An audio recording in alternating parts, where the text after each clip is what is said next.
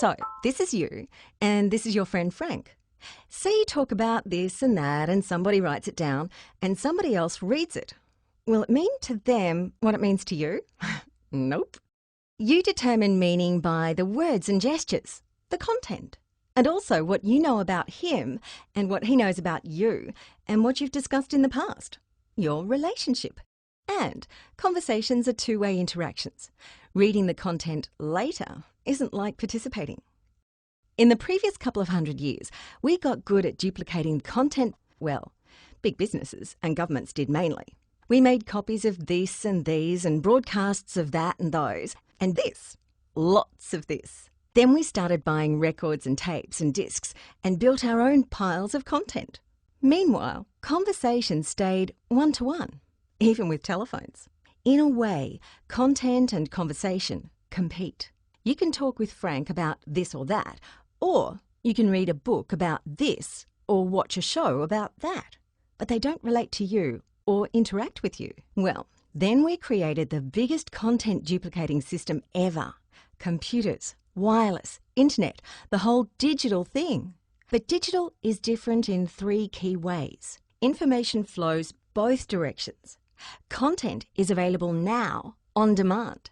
No broadcasts, no physical discs, and copies are perfect and cheap. Digital media has gotten so cheap that individuals, you and I, can duplicate and distribute our own content.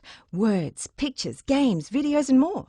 Computers and smartphones can create, capture and copy all of it, basically for free. So, back to you and Frank talking about this.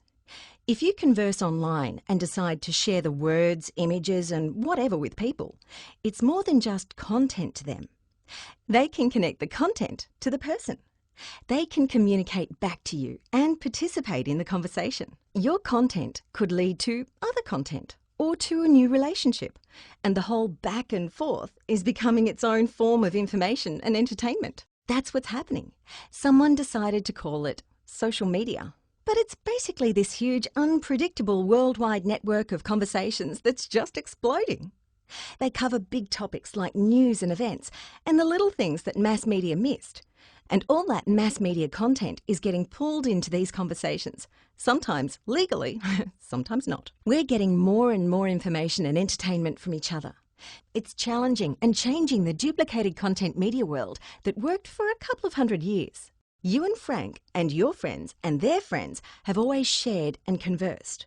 Now you're having digital conversations that can be shared, saved, rated, scored, copied, cited, commented, forwarded, noted, quoted, voted, geocoded, sold, stolen, measured, treasured, linked, synced, syndicated, vindicated, printed, argued, searched and shared again. Starting new relationships or restarting old ones. People and groups, causes and companies, anyone can talk in any form. Anyone can listen. Anyone can relate to anyone else, worldwide. That's social media, explained visually by Say It Visually. Feel free to embed, download and share this video in your digital conversations.